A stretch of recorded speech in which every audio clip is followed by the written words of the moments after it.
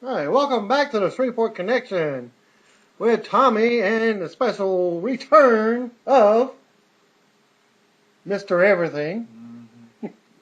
Steven, we'll just call him that. I'll let him say a few words for his return. Come on, hold the mic.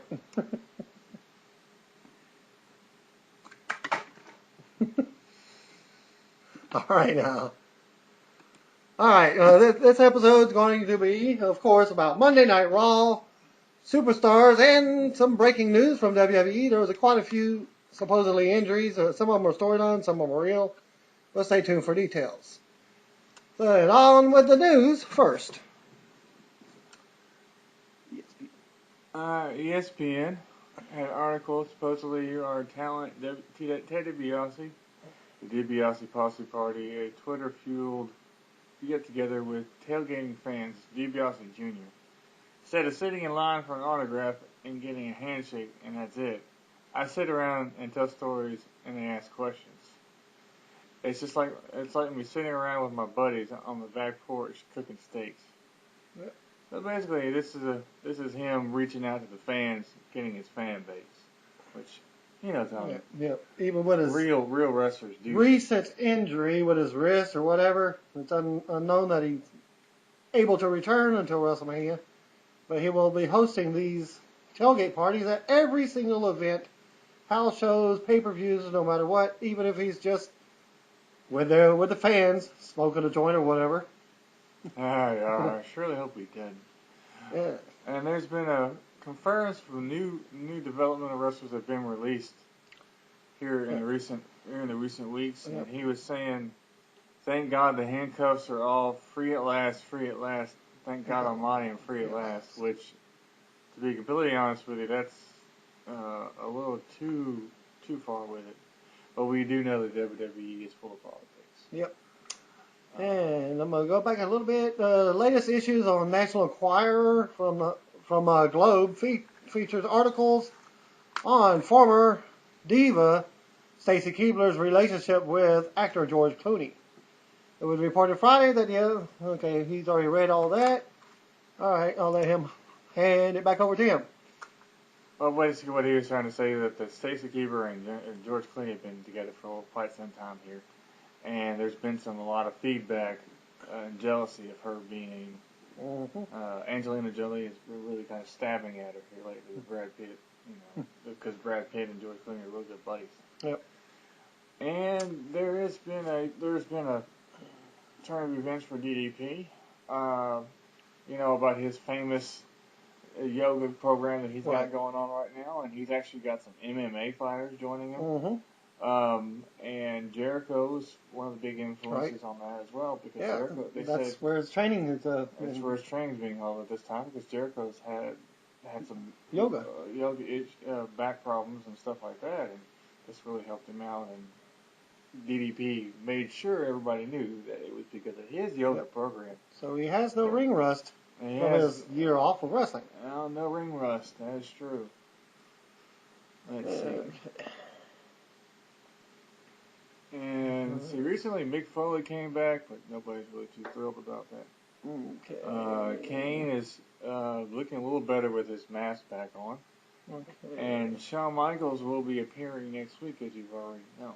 Okay, there was a wrestler billed from Chesterfield, England, who lost to Santino Marella at a weekend house show, live event from the Raw brand in Topeka, Kansas. And it was his other name was FCW star Kenneth Cameron. And then Alex Riley commented on one of the house shows that he went to that he was booed out of the building, even though he was the face character. Right. So remember, not a lot of people remember about. Not people could see that, but boy, he seemed a little upset. And sometimes it just happens that way. And now the WWE released new Dolph Ziggler T-shirts. Who cares? Well, it's like TNA when they never released any Amazing Red T-shirts. Well, and there's supposed to be, Matt Hardy, Scott Steiner, the Barbarian, the Rock and Roll Express, and Nikita Koloff are scheduled for a Mid-Atlantic Championship Wrestling Classic Champions on the 25th of February in South Carolina at a high school. Yep, Cherall High School. Which I always enjoy watching Matt Hardy wrestle. He's Oh, one yeah. of my favorites. Wrestling that guy. The name of Wade Barrett's new theme song is Just Don't Care Anymore. And it's also available on iTunes. And I never cared for his character. Alrighty. Zack Ryder, which is becoming more and more now, has been saying he's been sold out by moving his YouTube show to WWE Revamped. So basically, what they're saying is that they're no longer letting him do his own show, they're taking it over. Yep. Because of the fan base he has been getting, and we go back to square one. And he's even quoted by saying, "I'm confused. Doesn't one need to receive money to sell out?" Yeah, unquote. Apparently he's not getting enough money. But let's see. On our next topic here, we got Promoting World Wrestling Fan Experience Champion Showcase Tour event at the Smart Araneta Coliseum in Quezon City, Philippines. Former WWE champion Melina is holding a press conference Friday. She's planning to follow the footsteps of other divas to reveal herself in Playboy. Which never say never, but as of now, she says no. But you never can tell with her. And she also is facing a Jillian Hall, ex-WWE, at the event for that night. And supposedly tonight, Ron Simmons was supposed to be inducted. This news came from BW Insider by the name of Mike Johnson. He basically said, Ron Simmons, for those that don't know, you better call somebody. He will be Ron Simmons, whose name is Farouk in WWE. You know, the guy who keeps on saying, damn. Yeah. Well, he should have been, because he was the first African American to win a championship. Yep. At least in WCW. Full-blooded African American championship. Yeah, he's supposed to be inducted to the WWE Hall of Fame this year for 2012. We will see that, but the reason why a lot of people were confused why he wasn't inducted last year, Tom, because, last year, Tom, because it was in Atlanta. He was in his home state, Atlanta. Yeah. So, a lot of confusion there. All right. Now, the Florida Championship Wrestling actually added Summer Rae to their Divas roster. Summer is Daniel Monet. She's a 28-year-old model. I reported this about a month ago. Former American football player who played for Chicago Bliss of the Lingerie Football League. Great. Says debuting in the developmental promotion late last year of FCW, which I didn't know. She's trying to assume Maxine's position as the general manager of FCW. Current FCW. Okay. Eva Torres was roast backstage tonight. I was unaware of this, but she got clotheslined by Beth Phoenix because Beth was, I think, taking her character just a little too far. But sometimes you have to do what you have to do in the ring. And it was the bad position, ring position could have been it too. Bad ring position, because I noticed when she got hit, Tommy. I noticed that time when she fell down and fell awkward. I knew something was wrong because she didn't fall correctly. She fell off to. When you take a bump with a clothesline, you're supposed to fall straight on your back, not sideways. Well, she got busted in the nose. So she's got a broken nose, and she went sideways, and I knew something was wrong. So she never returned to the match, and found out that she had broken her nose, and that was the problem. Unweighing the severity of how bad it was.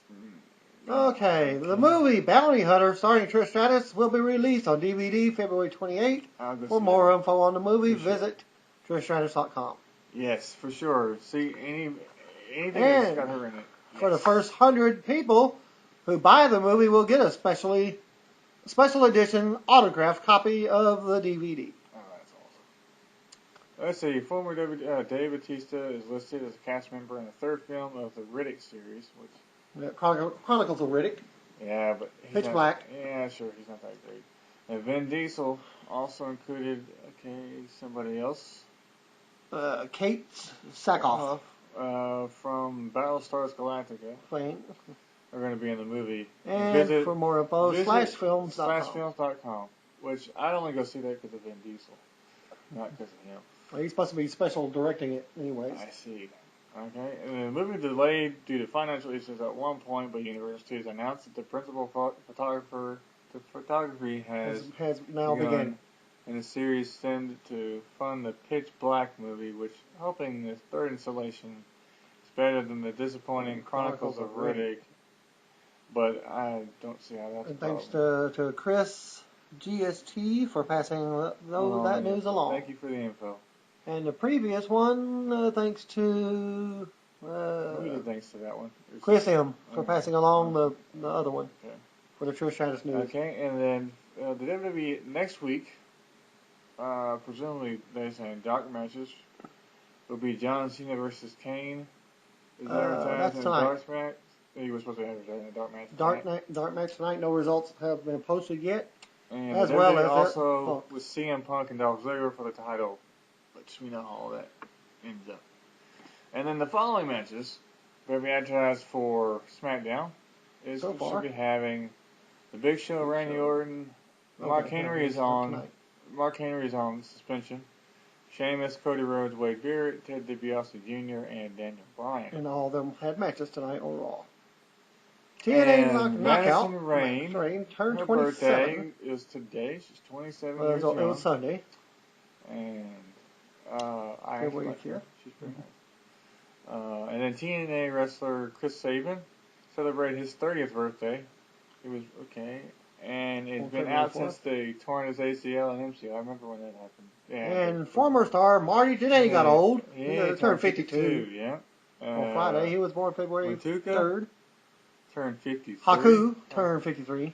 And then former pro wrestler Dory Funk Jr. How about that? Turned 70. The big 71, man. And developmental wrestler Jody Christopherson. FCW training photos are featured on TMZ. Jody is the son of actor and singer Chris Christopherson, and you can view the photos at TMZ.com. And the story stated that WWE likes the fact that Jody's father is famous, so why not make him famous? What it doesn't say is whether the WWE plans to capitalize on whatever notoriety the family name has by changing Jody's name to Bob Magoo or something else. As asinine as the name of Joe Hennig was stuck with. Yeah, that was pretty funny. And here's some news of the actual results that I posted the video on my Facebook page. The video link where John Morrison won his first match championship against Shelton Benjamin. And his girlfriend is still Melina. And his girlfriend is also in the show, as well as former WWE talent, as well as Colt Cabana from Ring of Honor. Yep. And I'll let him read the results. Jimmy Wang Yang defeated Billy the One Gun. They said it was a pretty good match. They looked like they were both in good shape. Yeah. Mr. Assman himself. Yeah, I see. Hurricane was also returned to action. That was his first match back from his motorcycle accident. Right, yeah. And they said he did pretty good as well. And he won his match. Colt Cabana was just there introducing. The special guest ring announcer, and he actually did the announcing. The kid was heavily booed as he walked down the ramp. Oh, pretty sad.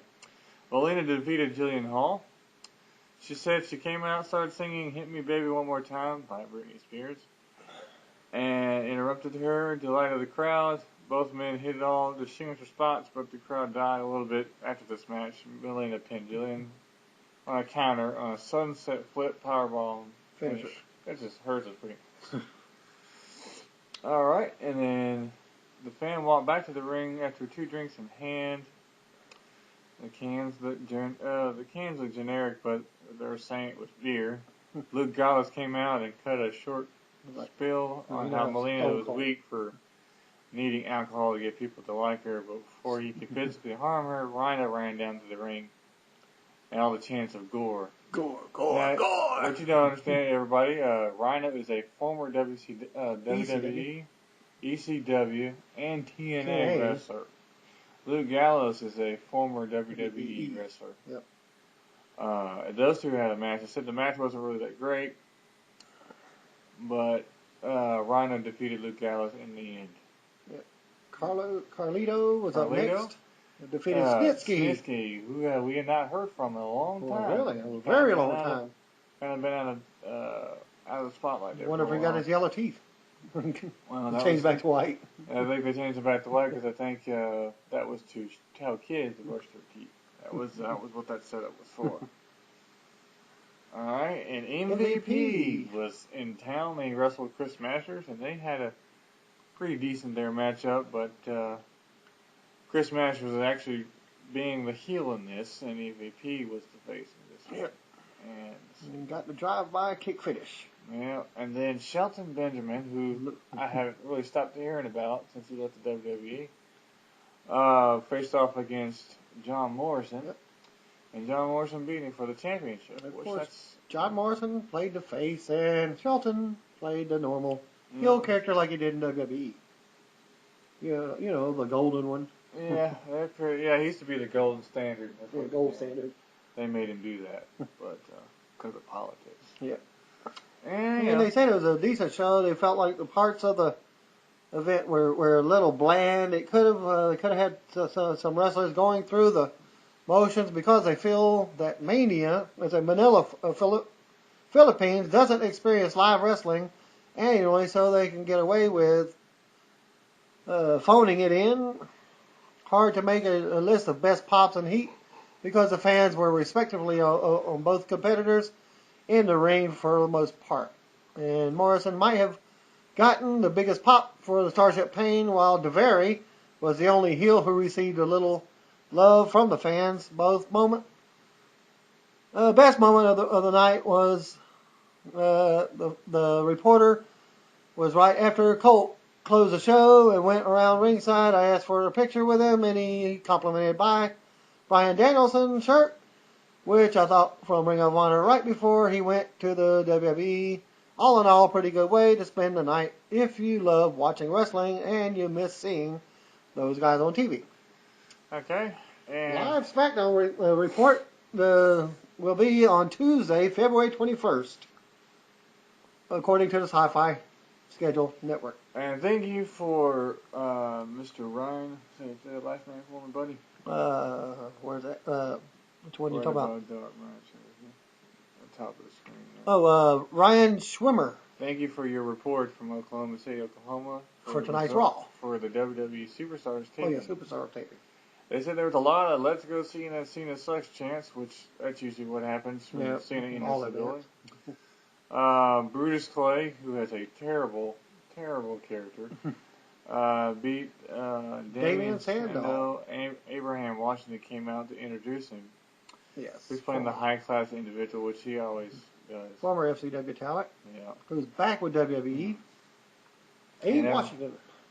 And then Ethico and Primo defeated JTG, the Jobber, and Michael McGillicuddy, Kurt Henning's son, in a tag team match. And JTG and Michael McGillicuddy came out with their entrance music as Crime Time's old music. Yeah, but McGillicuddy worked looking like a face instead of a real heel. And then Jack Swagger beat Santino Marella. Basically a comedy match because Santino did a lot of the jokes. Yeah. And with the Miss Piggy Guerrero. He teased the Cobra, but Swagger got to the hold of the ankle lock and Santino tapped out. And now for Raw. And now, okay. And seemed they opened up with a recap of what happened last week. Yep. With the Undertaker challenging Triple H to a rematch where Triple H just kind of looked at him, tapped him on the shoulder, and just walked away. Undertaker just looked at him. Yeah. And then Cole hyped up to begin the show the 6-man pack challenge. CM Punk versus Chris Jericho versus R-Truth versus Miz, Dolph Ziggler, and Kofi Kingston. The winner of this match gets the final entry to the Elimination Chamber. And Lawler hyped up Daniel Bryan versus The Big Show in the opening match, but there was no mention of whether the title was going to be on the line, which we all know that they don't do that. It's close to the show. And then Triple H opened the show, turning his attention to The Undertaker. He said he hadn't been since he'd seen he was carried from the ring at the WrestleMania 27 because he was unable to walk away on his own. Hunter said he's not ashamed to say that after 20 years in this business, there's nobody else that gets that feeling for. He said he gets a rush when the gong hits and the Taker walks down the ramp. Still, after 20 years, I can stand in this ring with The Undertaker and still say I'm in awe. I stand here before him, truly humbled to be in the ring with him. Understood that there's only one person alive that he would say that about, and the Taker pointed at the WrestleMania sign, and his silence spoke volumes. Okay, and he also went on to say that he didn't have time to rush up, didn't have the rush up his spine, didn't have the butterflies, that he wasn't in awe. He wasn't humbled by the Taker. He said he felt bad for the Undertaker. He said he knows that he did the Taker last year, and he chooses to remember with the Undertaker in a different light. Undertaker played the video to show the Undertaker highlights and how he just remembered them. Yada yada yada. He talks about what happened last year. Yep, 19-0 WrestleMania. How he's still undefeated. We don't really care too much about that. We know that Triple H is going to be Triple H and Undertaker rematch this year. And just reminds everybody he respects the Undertaker, but that's about it. That's about it. Okay, and the Big Show defeated Daniel Bryan via countout after, let's see, made an introduction. AJ walked down behind him wearing a neck brace. Bryan escorted her into the ringside, told her she'd be safe. He took control early. Big Show took control early, but Bryan came to drop kick the show his knee to a commercial break. At the break, hit one for the choke slam, countered. Let's see, moments later. I'm going to go back a little bit. Stephen missed a little segment at the end of the Triple H in that little video package. The lights went out in the building, and it's like the previously quiet crowd roared in anticipation. The video showed Undertaker sitting on a chair and watching highlights of their match. Oh, that's right. This is not over. Taker said at one point, he said his win last year meant nothing. Give me what is mine. Vengeance, he said. He said, I'll give Triple H one more chance at immortality. A shot of Triple H is standing in the ring and was shown briefly, and they go to commercial. Which they replayed that later on tonight in the show. So. Right towards the ending of the show. Yeah. Now, with the match, they basically... And it didn't make the crowd very happy with that video. No. Because they were expecting him to be live. Of course not. Of course not. But you know what? It doesn't really matter because The Undertaker could do whatever the heck he wants to do, and the crowd's going to respond regardless. Now, they said that the match was trying to put over Bryan as a heel. He was going to be developed into a heel because he's not that much of a face. Which is fine. I was like, Daniel Bryan is a wrestler. And it's giving him more charisma bringing a heel instead of a face. Now, there was a video aired about WrestleMania 28 about The Rock and John Cena. Big hype about that match, which, honestly, Tommy, I don't really think it's going to be that good of a match. I still think there's going to be the interference. The interference is probably going to be either from Kane or somebody else. Embrace the hate kind of thing. But we'll wait and see because they're still working on somebody else to come in to face John Cena or The Rock. I see. And then let's see here. There's a little segment. Let's see. John Cena talked about he was going to be at the Indy 500 once he won the match against The Rock. And they said that Cole is saying there's been 7 world title changes in 13 Daytona 500. Yeah. And 13 Elimination Chamber matches that have been taking place over the years. Which is February 25th of this year. Yeah. And see, then they came back from commercial, and David Otunga was running his mouth. Stuck up for John Laurinaitis, who's a joke. And then he did a Tebow pose, which that's insulting to me. And then Triple H announced he had a match. And David Otunga was in street clothes. Yep. He had a match with Sheamus. Match lasted about maybe 2 minutes, 2.5. And he just, once David Otunga really got into it, he got the brogue kick, and it's pretty much over. Cole made a comment and said David Otunga is 20-0 in legal cases. Yeah, this guy's one heck of a lawyer. Got a Harvard law degree. Yep. Still keeps up with his stuff. And then they had Jericho walking back with his camo, with his light-up jacket. Lighted up jacket. And now, they came back from break, and then Nickelback with their new music. Yep. Well, the new music is set for your next pay-per-view. Yeah, that'd be pretty The decent. song for the Elimination Chamber. And then Jericho came back out, and he says now he's telling everybody that they're Chris Jericho wannabes. His heel character has really returned. Yep. He's changed himself once again. But everybody knew he was going to change. Not change. We knew he was going to change his character once more because he can't do the same thing over and over. He's always been a heel. Always been a heel, always been a good. The Ayatollah of heel rock and roll. That's right. The Ayatollah. Basically, he came out and was just telling everybody that he's tired of everybody copying him.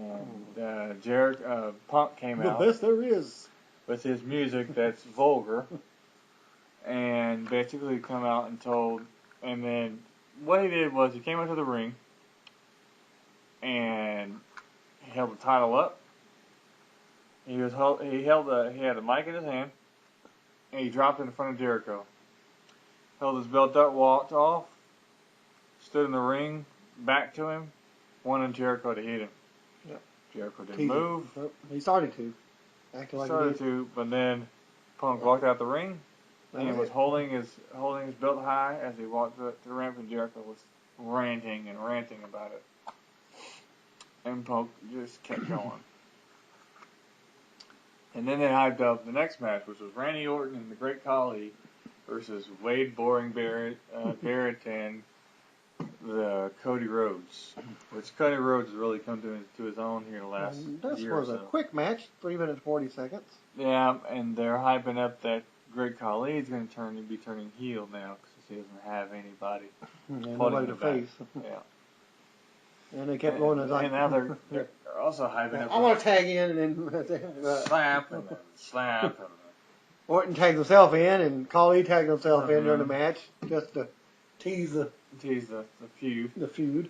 But now it's going to be. They also after the match, Khali countered Cody Rhodes coming off the top rope with the 1, 2, 3.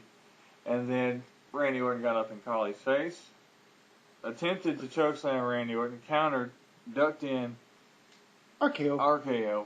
And the RKO, Khali had to really bend over because he's so tall that he nearly broke his leg jumping down.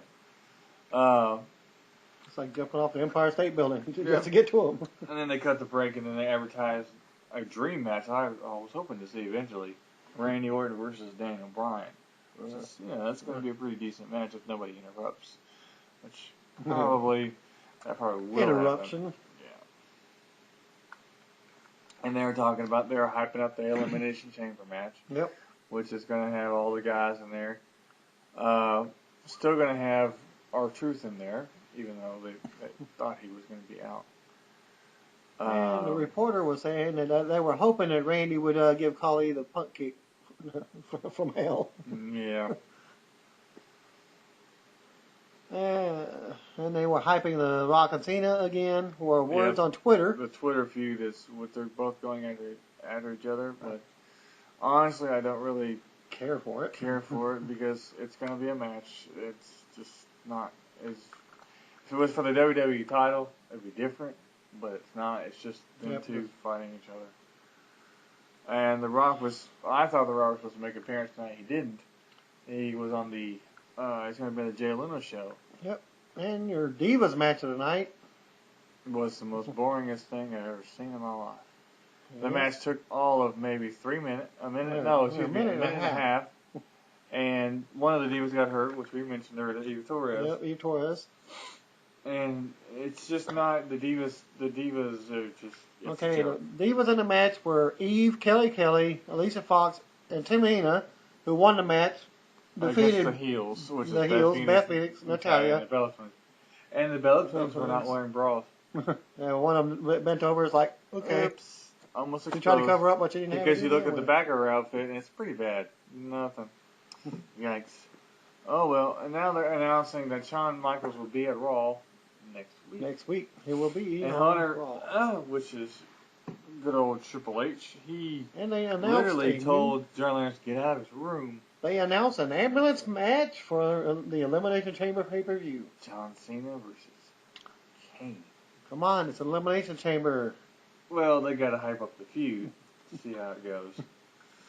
And then let's see. At ringside, the announcers Oh, then hyped the board of directors ruling regarding match, John Laurinaitis will be announced tomorrow morning. And the big match between Jericho, CM Punk, R-Truth, Kofi Kingston, Dolph Ziggler, and The Miz was pretty good. They went back and forth for a little while. They actually all jumped Jericho first, kicked him out of the ring, and then everybody fought for a while. They went to ringside a couple of different times, but in the end, Chris Jericho won the match. So now he gets the advantage at the Elimination Chamber. And I'm thinking, Tommy, I honestly think that CM Punk's going to lose the title to Jericho. Okay, I lost where you were there. I just said what that was. They had a backstage segment with Josh Matthews popping out of nowhere, asking John Laurinaitis backstage what he expects the ruling to be tomorrow on his I'm not really on his firing, but not sure whether the board of directors wants someone who is perceived as cowardly running Raw. He basically called Triple H a coward. And then he listed the rules of the six-pack challenge, which R-Truth then made his entrance. Yeah, which I don't think Triple H is a coward at all. I think John Laurinaitis is a joke. And the chat was the match lasted about 12 minutes 25 seconds for the six-pack challenge. Yeah, pretty good match. I mean, 12 minutes long. It was pretty good. And a botch from hell. Well, the Miz did botch a move. They were supposed to go in for a double clothesline. He fell too early and then had to quickly get back up, jump on the ropes, and then take the double clothesline. Because he was supposed to duck the first time, he didn't duck, he just fell down. And I saw him pop back up real quick. Yep. And he went to the ropes and hopped out himself as R-Truth was clotheslined him out of the ring. And then R-Truth goes to run the ropes again. Did a side moonsault, and onto the floor with no Miz there. Yeah, the Miz was supposed to dodge him, but he was supposed to help him land better. But so the yo-yo effect from the hit put his neck on the floor. And WWE officials doing the storyline for the injury to be on the safe side, take him out. The doctors told him to leave because they didn't want him to suffer any more injuries in that match. Yep. Which is understandable. When you smack your head on that mat there, the back of your head, it could kill you. Yeah. Just a reminder, don't try this at home. It's not safe. These are trained WWE professionals. Guys have been doing it in the business for decades. Okay, the show didn't go as far as it went past the normal 10 o'clock hour, like 4 or 5 minutes. And then the last scene was Kane terrifying Eve, which... Yeah, after the show was over. He's trying to make Cena embrace the hate, which eventually I don't honestly think that's what's going to happen. Yeah. I don't think Cena will turn to heel. Well, overall, Tommy, what did you think? Well, to me, it was some fairly decent action. Well, storylines, they should have done a little bit differently. Yeah, but at least they're developing some sort of story. Some real injuries and some fake injuries. Yeah. Well, you got to do with what the show goes on, show what's going on. Well, if they get back to the old way of doing storylines, if they do. Yeah, because some people don't like storylines; they just want wrestling. Yeah. And that will basically end our program for this week. And there was no actual injury to R-Truth overall. They've done the report, they posted it, and he's safe. Yep, come back and he's good. And stay tuned tomorrow for the other spoilers for SmackDown, NXT, and SmackDown version of Superstars. All right.